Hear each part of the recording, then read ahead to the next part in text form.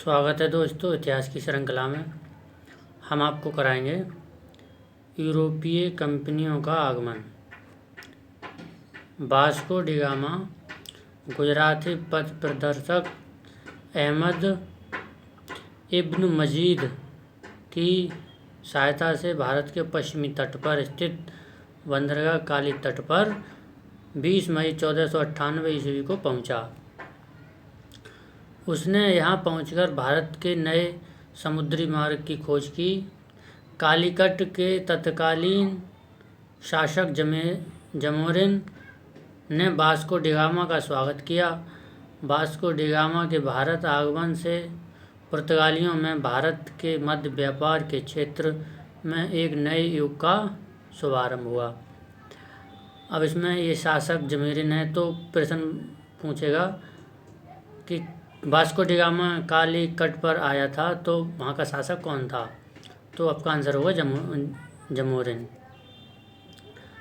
यहाँ से Vasco D gamma ने काली मिर्च के व्यापार से 60 गुना अधिक मुनाफा कमाया, यानी कि 60, जिससे अन्य पुर्तगाली व्यापारियों को भी प्रोत्साहन मिला। 60 गुना का व्यापार मतलब जहाँ से जो मिर्च ले गया था उसको बेचकर उसमें 60 गुना उसे फ़ायदा हुआ। अगला है फिर 1505 ईस्वी में फ्रांसिस्को द अल्मीड़ा भारत में प्रथम पुर्तगाली वायसराय एवं गवर्नर बनकर आया। कब आया? 1505 में। व्यापारिक हितों के परिप्रेक्ष्य में हिंद महासागर में प्रभुत्व स्थापित करने के लिए अल्मीड़ा ने ब्लू वाटर पॉलिसी अर्थात शांत जल की नीति का प्रतिपादन किया। अल्मीड़ा के बाद अल्फांसो द अल्बुकर्क 1509 ईस्वी में गवर्नर बनकर आया। उसने 1510 ईस्वी में बीजापुर के शासक यूसुफ आदिल शाह से गोवा छीनकर अपने अधिकार में कर लिया। तो वो किसने छीन लिया था? अल्बुकर्क ने। इसे भारत में पुर्तगीज शक्ति का वास्तविक संस्थापक माना जाता है। किसे? अल्फांसो द अल्बुकर्क को। उसके बाद है अल्बुकर्क ने 1511 ईस्वी में दक्षिण पूर्वी एशिया की महत्वपूर्ण मंडी मलक्का एवं 1515 ईस्वी में फारस की खाड़ी के मुहाने पर स्थित हरमुज पर अधिकार कर लिया। अल्बुकर्क के बाद प्रमुख गवर्नरों में से एक नीनो डी कुन्हा था। यह 1529 से 1538 ईस्वी तक गवर्नर रहा। पुर्तगाली यात्री वास्को डी गामा ने भारत के मार्ग की स्पेनी यात्रा कोलंबस ने अमेरिका की, ब्रिटेन के कैप्टन कुक ने ऑस्ट्रेलिया की तथा हॉलैंड के तस्मान ने वॉन डीम्स लैंड यानी वर्तमान में तस्मानिया तथा न्यूजीलैंड की खोज की। अगला है पुर्तगालियों के भारत में प्रथम दुर्ग यानी भारत में प्रथम यूरोपीय दुर्ग भी का निर्माण अल्फांसो द अल्बुकर्क। इस समय वह गवर्नर नहीं था। उसने 1503 में कोचीन में कराया था। तो ये प्रश्न पूछता है कि पुर्तगालियों ने प्रथम दुर्ग का निर्माण कहाँ कराया? तो कोचीन में। और किसने कराया? तो अल्फांसो द अल्बुकर्क ने। और कब कराया? तो 1503 में। औजिदीव एवं कन्नानौर में पुर्तगाली दुर्गों का निर्माण फ्रांसिस्को द अल्मीड़ा द्वारा 1505 में कराया गया था। मध्यकाल में सर्वप्रथम भारत से व्यापार संबंध स्थापित करने वाले पुर्तगाली थे। भारत में यूरोपीय व्यापारिक कंपनियों के आगमन का क्रम है पुर्तगीज, डच, अंग्रेज, डैन, फ्रांसीसी। भारत में पुर्तगाली सबसे पहले 1498 ईस्वी में आए थे तथा सबसे अंत में वर्ष 1961 में वापस गए। वर्ष 1961 में गोवा का पुर्तगाली गवर्नर मैनुअल एंटोनियो बसालो ए सिल्वा 1958 से 1961 तक। भारत की स्वतंत्रता प्राप्ति के दौरान गोवा का गवर्नर जनरल जोसे फेरेइरा बोसा था। यूरोपीय शक्तियों में सर्वप्रथम पुर्तगाली व्यापारियों ने भारत में समुद्रिक व्यापारिक केंद्र स्थापित किया। पुर्तगालियों ने 1503 ईस्वी में कोचीन में पहली फैक्ट्री, 1505 ईस्वी में कन्नूर में अपनी दूसरी फैक्ट्री स्थापित की। 1534 ईस्वी में पुर्तगालियों ने बंगाल के शासक गयासुद्दीन महमूद शाह से सतगांव और चटगांव में अपनी फैक्ट्री स्थापित करने की अनुमति प्राप्त कर ली। पुर्तगालियों द्वारा हुगली को बंगाल की खाड़ी में समुद्री लूटपाट के लिए अड्डे के रूप में इस्तेमाल किया जाता था। 1632 ईस्वी में मुगल बादशाह शाहजहां ने हुगली में पुर्तगाली बस्तियों को पूरी तरह नष्ट कर दिया और 1000 से अधिक पुर्तगाली निवासियों को बंदी बना लिया। तो इस तरीक़ा से इतिहास की श्रृंखला है, मतलब जो भी करा रहे हैं इन्हें आप भी नोट करते जाइएगा। अगला है कासिम बाजार की फैक्ट्री के प्रमुख जॉब चॉर्नोक ने अंग्रेज़ों के व्यापार केंद्र के लिए हुगली के स्थान पर सुतानुती अथवा सुतनौती कलकत्ता का स्थान को चुना। कोच्चि 1814 ईस्वी में ब्रिटिश उपनिवेश के तहत शामिल हुआ। उसके बाद है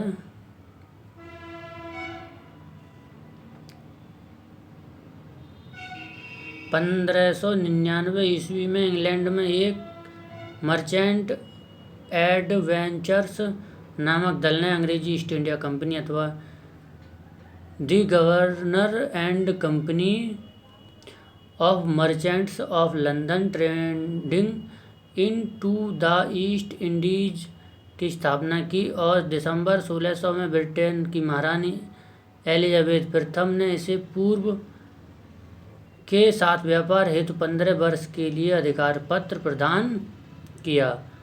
इस दौरान भारत का बादशाह अकबर था। लीवेंट कंपनी को 1593 में स्थल मार्ग से भारत में व्यापार करने का अधिकार प्राप्त हुआ। जहांगीर के शासन काल में इंग्लिश ईस्ट इंडिया कंपनी ने सर्वप्रथम 1611 ईस्वी में मसूलीपट्टनम या मछलीपट्टनम में एक अस्थायी कारखाना स्थापित किया। अगला 1613 ईस्वी में सूरत में स्थापित कारखाना अंग्रेज़ों का प्रथम स्थायी कारखाना था। सूरत में डचों द्वारा फैक्ट्री 1616 ईस्वी में जबकि फ्रांसीसियों द्वारा 1668 ईस्वी में स्थापित की गई थी। थॉमस वेस्ट नामक अंग्रेज अधिकारी ने पुर्तगालियों को स्वाली के स्थान पर हराया था। 1661 ईस्वी में इंग्लैंड के सम्राट चार्ल्स द्वितीय का विवाह पुर्तगाल की राजकुमारी कैथरीन से होने पर चार्ल्स को बम्बई उपहार के रूप में प्राप्त हुआ था, जिसे उन्होंने 1668 ईस्वी में 10 पाउंड वार्षिक किराए पर ब्रिटिश ईस्ट इंडिया कंपनी को दे दिया। उसके बाद है बम्बई के अंग्रेज गवर्नर जॉन चाइल्ड ने 1688 ईस्वी में बम्बई और पश्चिमी समुद्र तट के मुगल बंदरगाहों का घेरा डाला तथा मक्का जाने वाले हज यात्रियों को बंदी बनाने का प्रयास किया। फलस्वरूप उसे औरंगजेब ने भारत से निष्कासित करने का आदेश दिया। कर्नाटक का प्रथम युद्ध 1746 से 48 ईस्वी। ऑस्ट्रिया के उत्तराधिकारी युद्ध, जो 1740 ईस्वी में आरंभ हुआ था, का विस्तार मात्र था। गृह सरकारों की आज्ञा के विरुद्ध ही दोनों दलों यानी अंग्रेज एवं फ्रांसीसी में 1746 ईस्वी में युद्ध प्रारंभ हो गया। अंग्रेज कैप्टन वर्नेट के नेतृत्व में अंग्रेजी सेना द्वारा फ्रांसीसी जहाज़ों पर अधिकार कर लेना युद्ध का तात्कालिक कारण था।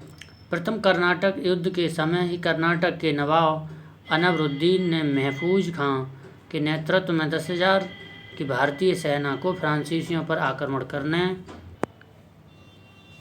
आक्रमण के लिए भेजा। कैप्टन पैराडाइज के नेतृत्व में फ्रांसीसी सेना ने अडयार नदी पर स्थित सेंट थोमे नामक स्थान पर नवाब की सेना को पराजित किया। यूरोप में युद्ध बंद होते ही कर्नाटक का प्रथम युद्ध समाप्त हो गया। एक्सला-शापेल की संधि, ट्रीटी ऑफ एक्सला-शापेल 1748 से ऑस्ट्रिया के उत्तराधिकार का युद्ध समाप्त हो गया तथा मद्रास अंग्रेजों को पुनः प्राप्त हो गया। अगला है, डुप्ले ने पहली बार वे हथकंडे प्रयोग किए जो भारत को जीतने के लिए अंग्रेजों के मार्गदर्शक बने। यह डुप्ले ही था जिसने पहली बार यूरोपीय सेना को भारतीय दरबारों में भारतीय व्यय पर नियुक्त करवाया था, जिसने पहली बार यूरोपीय हितों के लिए भारतीय राजनीति में हस्तक्षेप किया था। भारत में यूरोपीय साम्राज्य की नींव रखी। लुई 14वें के मंत्री कॉलबर्ट द्वारा 1664 ईस्वी में फ्रेंच ईस्ट इंडिया कंपनी की स्थापना हुई, जिसे कंपनी देश इंदेश ओरिएंटलेस कहा गया। फ्रांसीसी कंपनी का निर्माण राज्य द्वारा हुआ और राज्य ही इसका सारा खर्च देता था। 1667 ईस्वी में फ्रांसिस कैरो के नेतृत्व में एक अभियान दल भारत के लिए रवाना हुआ, जिसने 1668 ईस्वी में सूरत में अपनी पहले व्यापारिक कारखाने की स्थापना की। मरकारा गोलकुंडा के सुल्तान से एक अधिकार पत्र प्राप्त कर 1669 ईस्वी में मछलीपट्टनम में दूसरी फ्रांसीसी कोठी स्थापित की गई।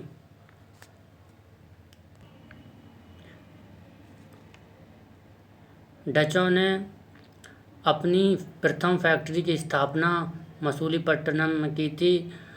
डचों की बंगाल में पहली कंपनी पीपली में 1627 ईस्वी में स्थापित हुई। इसके कुछ ही दिनों बाद डच पीपली से बालासोर चले गए, परंतु बंगाल में डचों का व्यापार सही ढंग से 1653 ईस्वी में शुरू हुआ, जब उन्होंने चिंसुरा में अपनी कंपनी स्थापित की। चिंसुरा के डच किले को गुस्तावुस फोर्ट के नाम से जानते थे। यूरोप वासियों को सर्वोत्तम सोरा और अफीम बिहार से प्राप्त होता था। अंग्रेजी शासनकाल में बिहार अफीम उत्पादन हेतु प्रसिद्ध था। और ये भारत में यूरोपीय शक्तियों के आगमन का क्रम इस प्रकार है: पुर्तगीज, डच, अंग्रेज, डैन, फ्रांसीसी। तो इस प्रकार है। यहाँ तक ये हो गया।